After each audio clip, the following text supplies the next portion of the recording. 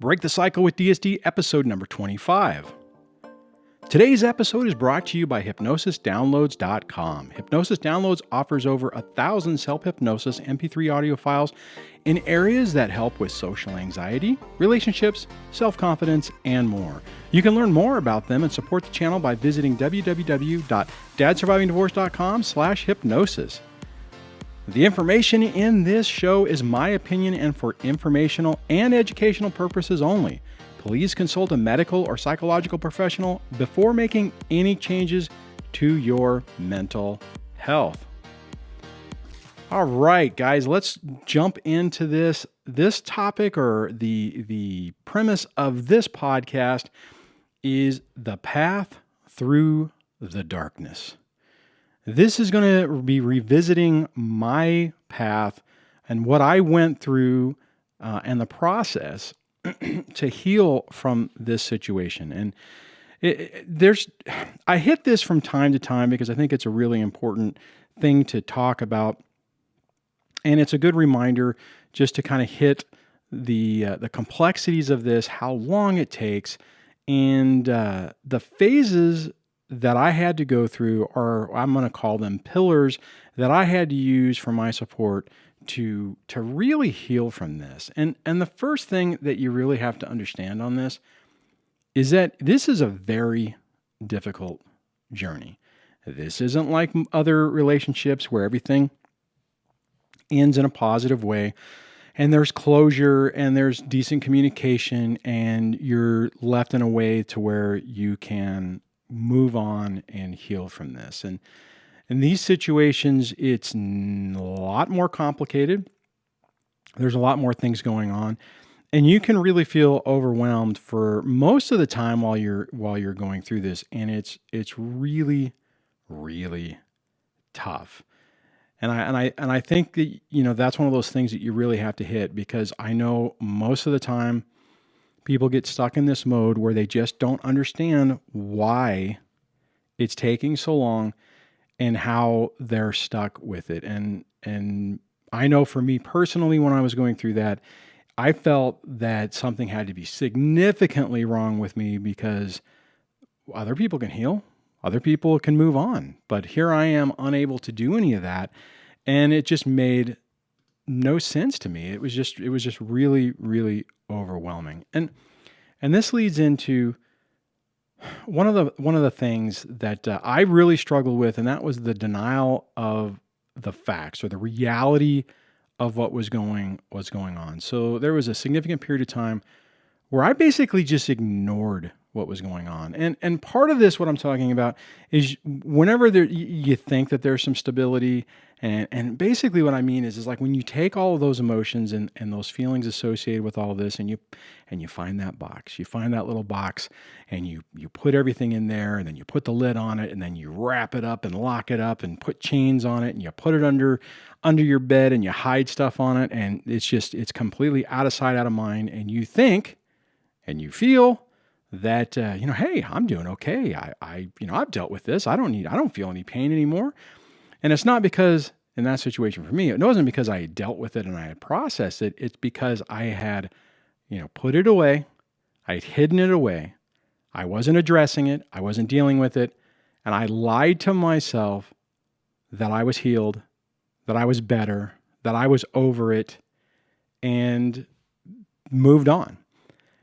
The key with this, or the thing to really remember, if there is anything that triggers a significant emotional response, and that can be anything from, you get an email, bing, your computer bings, and you look and there's their name, and you have that emotional PTSD, anxiety type response, that's an indication that you haven't healed. You see their car someplace, or you see a car that is very similar to what they had. Maybe it's not them, but you have an anxiety attack because of it. That is a significant indicator that something that you haven't healed from it, that you haven't processed those emotions, and that you're just glazing over it. You're denying that what you're dealing with and how you felt, and you're really setting yourself up for failure and for further hurt. And one of the things that was significant for me is When things started to go south, and on that, what happened is there was a couple of things. One, things were going pretty well for me, and I thought that like I said, I thought I was doing a lot better. I had met my girlfriend Debbie. We started going out. Everything seemed great, and I was keeping it quiet. Right, I hadn't told the kids, and I wasn't really putting it out there for other people to know. And as a result, the ex thought she was winning and was basically leaving me alone. Now, a few months into it, that changed. 3 months into it, I introduced her to the kids, which means the ex found out about it rather quickly, and everything went to hell. She picked up the phone and called child support services and said I was a deadbeat dad, not paying my support obligation, which I was. They were garnishing my pay, but they proceeded to start messing with me. I had at the same time the IRS was messing with me. And it's just all of those suppressed emotions, that box that I had hidden away that was all locked up, exploded in a catastrophic way. That wasn't a heck of a lot of fun, to say the least. That's like the understatement of the year. And it was incredibly tough. And so I think a lot of us get into that stage where we're in denial, thinking we are better than we are. Now, the other issue on that, before I move on, is whenever you're doing no contact and you're not interfacing with your ex and you're not having to deal with them and they're not basically poking you in the eye, you can feel pretty good because you're getting that distance from it, but you haven't processed it, right? So whenever you have to engage with them again, you haven't dealt with those emotions, so they come flooding back. You'll know when you're healing. You'll know when you're starting to get better, when those things that used to trigger those emotional responses no longer do that. When you can see a vehicle and you don't have a panic attack. When you get an email from them and you don't have a panic attack. That's when you know that you're actually starting to heal. But it took me a long time to get to that point. That was not an easy thing to get to. I'm there now. I'm doing pretty good now. I feel probably better emotionally than I have actually probably in my entire life. But it was a process to get here. And part of that is especially in the beginning part of this is recognizing that you're still stuck. That those triggers do play a huge part in what you're going through, and that those flashes of anger happen whenever you get some type of external stimuli. And that could be from your ex, or that could even be from somebody who says something that just really rubs you the wrong way. I see that often on the channel where and I will not go deep dive into this, but one of the hot button issues that really gets to people is support. Paying support or receiving support are, for the most part, the person paying the support and the person receiving not getting it, because the narcissistic ex has a unique ability to circumvent everything and get away with a lot. But that's what I mean is, like, whenever those hot button issues immediately bring that flash of anger and bitterness and rage back to you because you haven't processed it. Here, and just last thing I want to hit on this is you can heal from this. You can get to the point where you can have a discussion about it and not have those emotions creep back. I think I'm a pretty good example of that. There are times where I'll kind of like try to tap into that for effect, not for effect, but just to be able to remember those emotional times. But for the most part, probably I would say 85% of the time, I can have a logical discussion about past events that a few years ago would have had or would have caused a significant emotional response. And you just, the bottom line is that you're stuck and you just can't get them out of your head. You're spending all your time thinking about them, writing about them, talking about them, and just stuck in this infinite do loop about them, which is exactly where they want you, to be perfectly honest. They want you trapped thinking about them and unable to move forward. That's a significant part of what they're trying to do. But you can, and you will, especially by putting the work in, be able to get to where that is not the case. So now I'm going to jump into the 4 pillars of support that I used, or that was really critical for me in my healing. And now, before I start this, I just want to say that this was a long process. This was not a few months. This, unfortunately, was about a couple year process. That was not a lot of fun. I needed to go through it because I was just circling out of control. But the first pillar of support, the first thing that I think you really need to really help you on this is a professional, licensed therapist who is skilled in dealing and helping with people through these emotionally abusive situations. You know, you want them to have an understanding of cluster B personality types. You want them to understand what all of this stuff means and to know how to help you through it. Because unfortunately, there are some who are not. And when that happens, they tend to use modalities that kind of trigger you. Not kind of. They re-traumatize you because they're not able to help you deal and process with your emotions and your feelings on this because they're dealing with it under a different construct. The other thing I have to say is you have to be not careful what you say, but more than likely, especially in the beginning stages of this, you are going to be emotionally a wreck. You're probably going to be a little paranoid.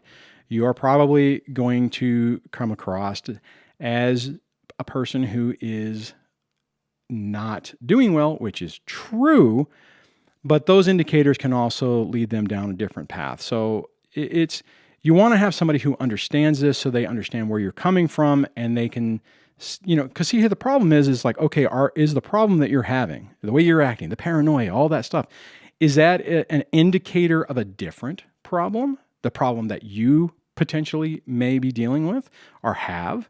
Or is it from external sources and your reactions are based on, what's the word I'm looking for? The response to those actions. So bottom line is that you have to find a really good therapist. Now, in my situation, I was incredibly fortunate that I had one who was phenomenal. And I did not seek her out with all this stuff I'm telling you about. I did not seek her out for this specific thing, primarily because I had no clue what I was dealing with. I did not know about NPD. I did not know about cluster B personality disorders. I knew none of this, and I just didn't understand why I was trapped, why I was feeling this way, and why I was unable to move forward.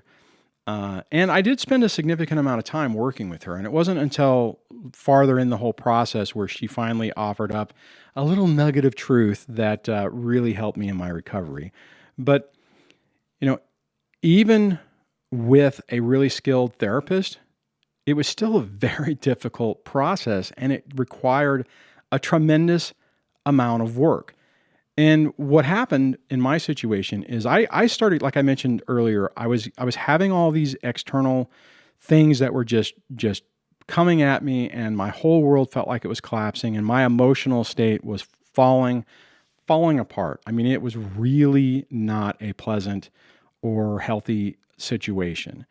And I remember at one point, and I know for people who are longtime listeners of my YouTube channel and maybe some of the other previous podcasts, I'm not sure if I've actually mentioned this in a podcast before, but about a year into it, when I was really doing bad, I mean, I was at the point where I was like, you know what, I need to see you once a week or twice. I mean, I was like, this isn't where I am not making progress. And it was getting bad. I mean, I was really kind of spiraling out of control. And towards the end of one session, the therapist had said, I've been seeing you for, about a year. I've only talked to your ex once. I haven't ever had her in the office. So I can't make a diagnosis. However, from talking with you, from what you've been telling me, what's been happening with you and what's been happening with the kids, there is a possibility or a strong likelihood that your ex might have narcissistic personality disorder and not have it and not diagnosed. And she said, and I'm not diagnosing her. I don't know. I am just basing this off of what you've been saying since I've been seeing you and, with the patterns of behavior that you're talking about. So, I mean, she was very, very, very a lot of caveats, which I get because, she's trying to make sure that she doesn't get herself in ethical hot water. That, and to be honest, when she said that, I was like, oh, seriously? Really? Okay, fine, whatever. Yeah, And she pulled out a book and she, read off some symptoms, and I'm like, no. The thing for me is when I went home and Googled that, it was like, oh my God. So that was a big change. This kind of leads me into the second pillar of support, which in my mind is homework. And I actually asked my therapist for homework. I'm like, and this was early on before things got really, really frustrating. I'm like, look, just talking to you for 45 minutes every 2 weeks isn't working. I need additional stuff that I can be working on during the time that we're not meeting, to where I can still continue to try to heal and get better on this.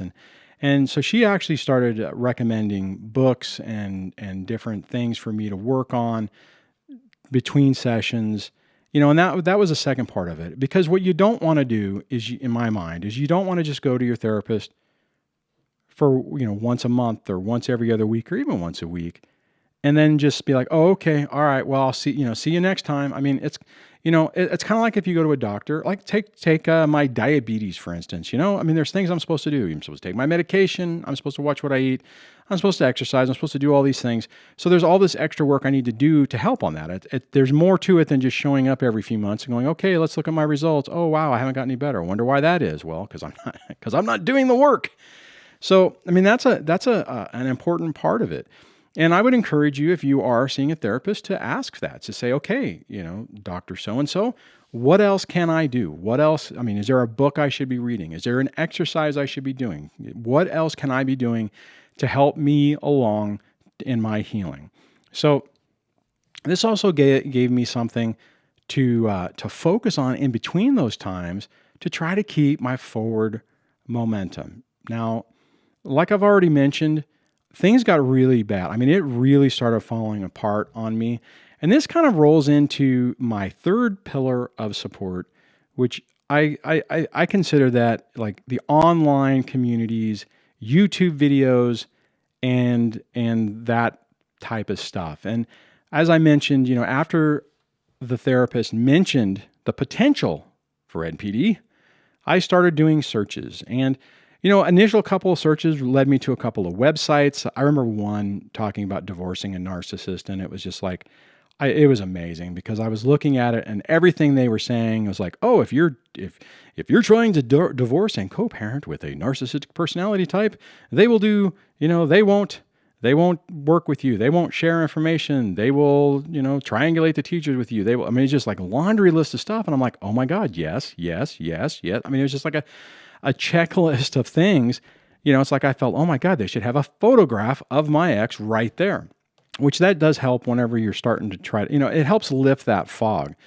And one of the two things that really kind of helped me at this stage, one was a blog I found, and I was just looking at it recently, and it does actually still exist.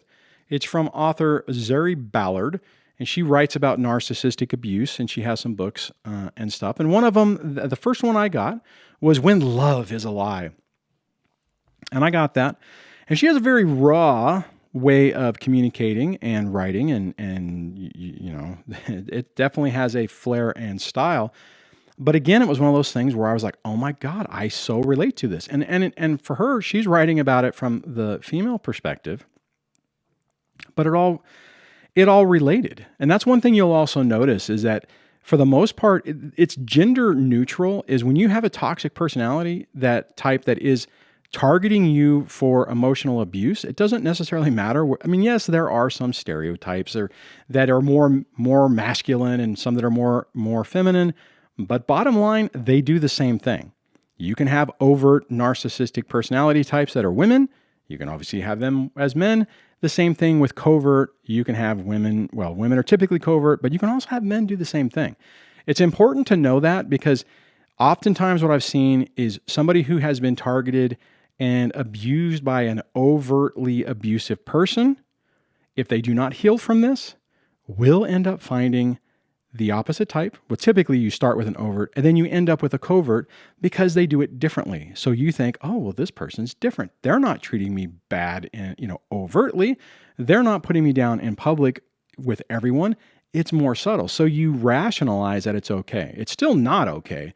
But I just want to mention that because I have seen that so many times with people where they haven't healed, they've jumped into another relationship, and it's still an abusive relationship because you really haven't been able to do the work, or you haven't done the work to really address the issues and fix it. So anyways, I just wanted to mention, because it did help me. Zari stuff did help me. And then the next thing that really did help me on this, and keep in mind, during all of this, I'm still going to therapy and I'm still really struggling on all of this.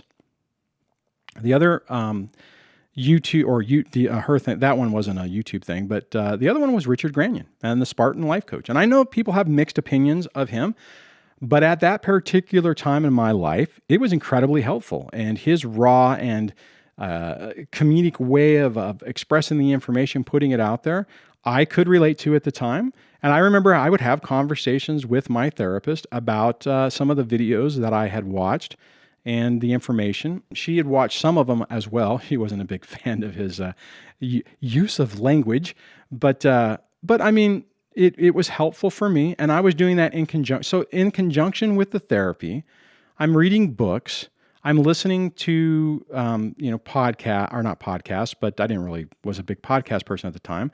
But listening to Richard Granion videos, and I would a lot of times just listen to the same one over and over and over again. It was just like really just trying to drive that information into my head so that I could recognize what was going on and I mean, kind of drill it into my head that I would believe it.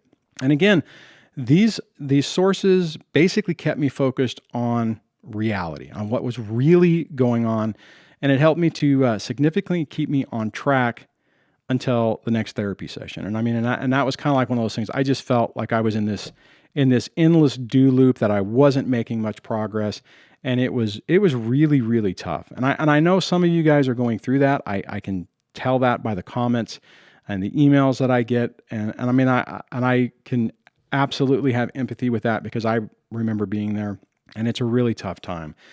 And when you're in that mode, you're really just kind of, you're treading water, just trying to keep you focused, to keep you like focused on reality, focused on what's real, not getting sucked back into the illusion or not falling into the trap that's what you want. You want that illusion back, which you do.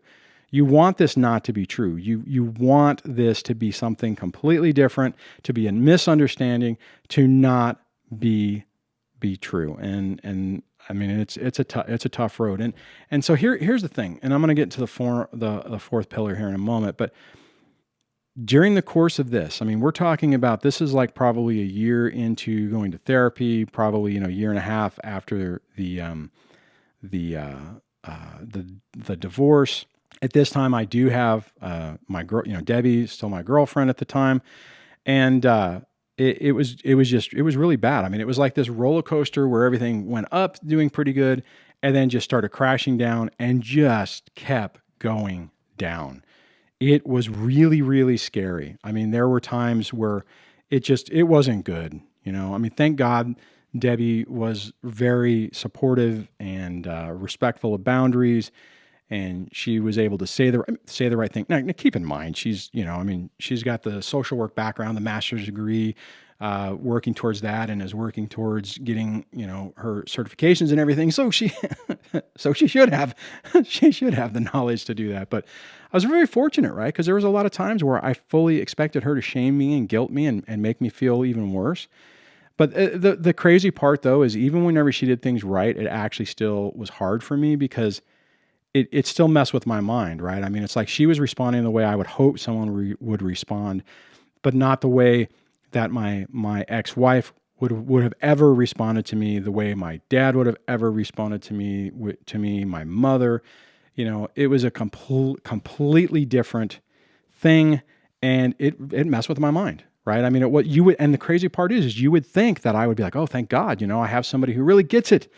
And instead of having that response, it made things worse and harder because my brain was like, wait a minute, what? what? No, everyone treats me like crap. You're supposed to treat me like crap too. Why aren't you treating me, It was, I think in some ways it was like I was trying to sabotage the relationship. And I was doing an outstanding job of that, to be perfectly honest.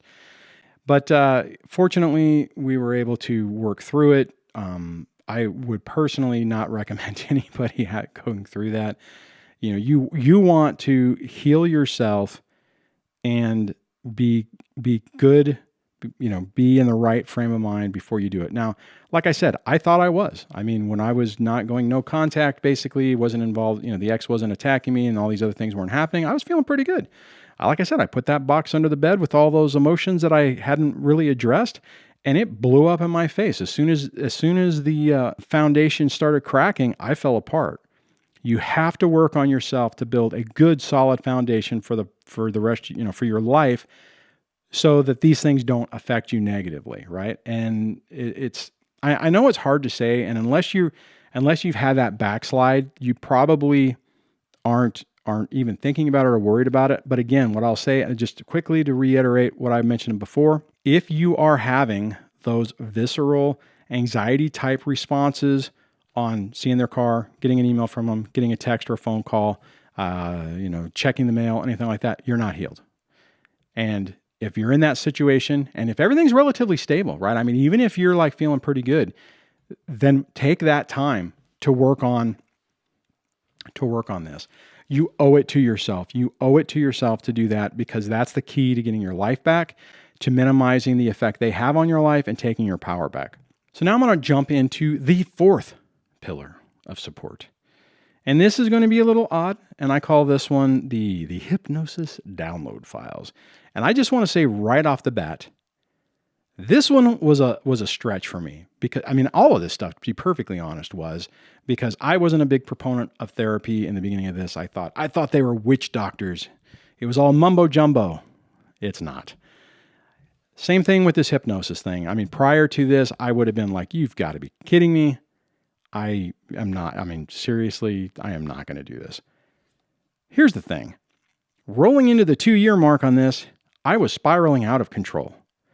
I was, if you remember, I have an old video where I talked about doing journals.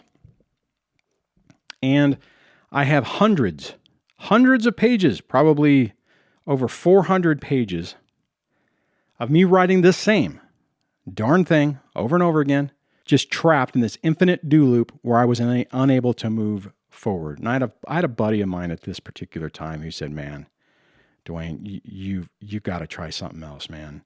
You're doing the therapy thing," which I would tell him. I was told him that I was doing that. At least it was a guy I could really be open to. And he's like, "Man, you got to try something different." He goes, "Have you thought about doing hypnosis?" And I was just, I remember when he said it, I was just kind of like, I'm like, no, but maybe you're right. And I talked to my therapist about it, and we'd actually tried with my therapist. We tried some other stuff, the EMDR, eye movement desensitization. I can't remember the acronym, or reprogramming. Whoops. Hate it when I hit the microphone. But I mentioned that to her, and she's like, that's a good idea. And initially I was trying to find if there was a local person who could help us or help me with this. But it was just problematic. I think there was like one in my area, but I couldn't get them to answer the phone, and it was just problematic. And I was really desperate. So I'm like, you know what? Forget it. I'm going to search online and see if I can find something. Maybe I could find something online or something I could do. And I did. And full disclosure, Hypnosis Downloads, or they're also called Uncommon Knowledge, is a sponsor of this podcast. So if you happen to follow the links for anything that I recommend on that, I do get, or the channel does get, a little kickback from it. So, and there's been a few people who've done it, and I hope the people who have done it, it has helped them, because I know when I looked at it and I found, and what I linked to is their relationship pack. And when I found that, and I'd also linked to it through my website on my resources page, but it was one of those things where, I found a few of them that seemed like they would make sense, and I bought them. And I started listening to them, and I would listen to them multiple times a day. When I got home from work, I would, as soon as I got home, I would listen to them. Sometimes I would listen to them if I could take a little pause at work. I would put them on and listen to them in headphones. When I got home, I would listen to them. I'd listen to them before I go to bed. If it was the weekend, I was listening to them in the morning. I was listening to them throughout the day. I would take a break and lay down because I was sleeping a lot at this point in time. And I do think in retrospect, I think it did help. And one thing I'll also say is that the first time I listened to any one of those, I think there was 4 in the pack that I got. There might be 5.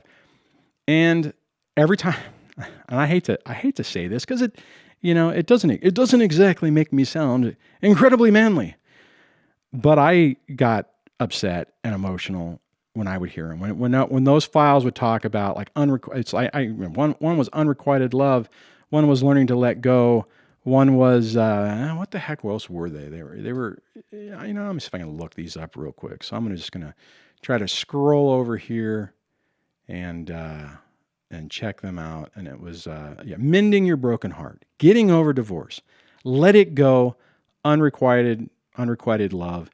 And every time I would the first time I would listen to them, it would tear me up. And I would listen to them on repeat, and I would cycle them with different ones. And it was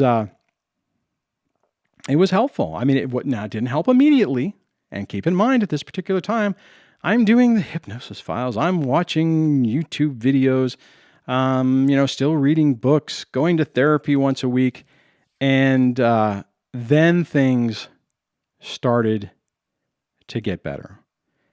It was the most painful process I have ever been through in my entire life. And it felt like it was never going to end. It felt like I was going to be stuck in this cycle, feeling this way, feeling this pain for the rest of my life. I was hoping basically just to get to the point that I could get numb enough to be able to keep putting one foot in front of the other. To be perfectly honest at that, and I know I've said this before, at that particular time, I didn't think that where I am today was even possible. I didn't think I could get to this point. And, my hope is that you can look at my story, you can see that and go, okay, you know what? If this guy can get through this and can get his life back and feel better, then maybe I can too, right? That's kind of the whole purpose of this thing. So let me jump into what I consider the fundamental truths of healing from this type of emotional abuse. And, healing from an emotionally abusive relationship is incredibly hard work, and it takes a significant amount of time. Let me just repeat that. Healing from an emotionally abusive relationship is going to be very hard and is going to take a significant amount of time. From what I've been talking about throughout this podcast, we're talking about a 2-year period. Actually, it might even be rolling onto the 3-year period at the point of what I'm talking about. It was very difficult. And here's the thing. Most people do not understand this. And unfortunately, therapists who are not skilled in this type of emotional abuse, they don't necessarily understand it either. And the problem is that in those situations, especially from your local, support group people, is when they say stuff like, you just need to get over it. You just need to let it go, or worse, you just need to get laid and get in another relationship. That advice isn't helpful. It actually makes you feel worse because you're like, okay, what's wrong with me? Why can't I get over it? Why can't I let it go? I know that this person's emotionally abusive. I know that they've, destroyed my life, because you feel really catastrophic at the time. And it's like, why can't I let it go? I should be able to let it go. And everyone's telling me, why can't you let it go? And you're like, oh my God, what is wrong? Everyone else can let it go. Everyone else sees what's going on, but I'm stuck. I'm still thinking about this person. I can't get them out of my mind. I can't get them out of my head. And that's what's really tough. And that's one thing that's really good about like this community is that, people understand. So you have a support group or peer support group that's been there and understands what you're going through. And they're not basically saying, hey, you just need to let it go. Why can't you just let it go? And then talking about getting back to the whole, you just need to get in another relationship or get laid. I remember, fortunately, thank God, my therapist was like, you absolutely do not need to do that. At the time, I mean, that was before I met Debbie, but I remember the kids therapist was like, oh, you just need to get laid. And I'm like, what?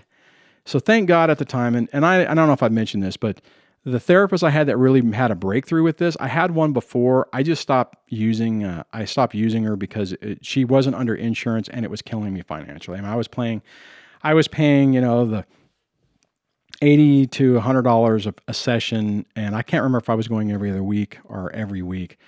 But at that time, that was way early in the divorce process, and I was getting brutalized financially. And I ran out of money. I ran up all my credit cards, and I just wasn't able to pay it anymore, so I had to stop. So, and that one was like, no, you don't need to date, right? And unfortunately, like I mentioned before, when I put everything away, put it in that box, and I thought I was feeling better, and then I met Debbie, and everything. I mean, for 3 months, everything was great. I thought. It's like, wow, this is great. I've got my life back. And yeah, there was still some frustration in there, but I was distracted enough where it didn't bother me. But as soon as those triggers came back, again, what I was talking about before is if things happen and you're not able to deal with it in a rational, calm way, that means you haven't healed from it and you still have work to do, which is okay. You just need to recognize it so you can do it. So the other thing is when you're going through this, you're basically going to question everything about your reality. So, and this is where the external or your support group is really important, because anybody who basically is parroting that internal dialogue in your head that says you're a piece of crap and that you're wrong and you're doing the wrong thing, you're so used to being put down and belittled that you're expecting it from everybody.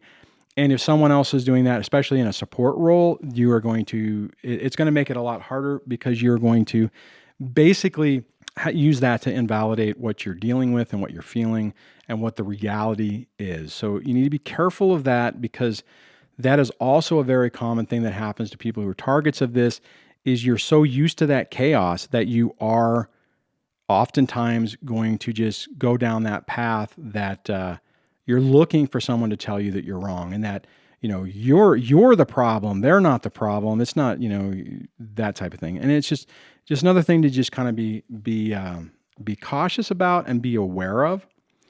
And the next thing, and this is really important, because it really all boils down to, it's all about perspective. And the biggest single thing that changes throughout all of this is your perspective. Now, I know that may seem kind of weird. It's like, wait, what? That don't make any sense. What do you mean perspective? Well, what I'm talking about is that you start to realize what is real.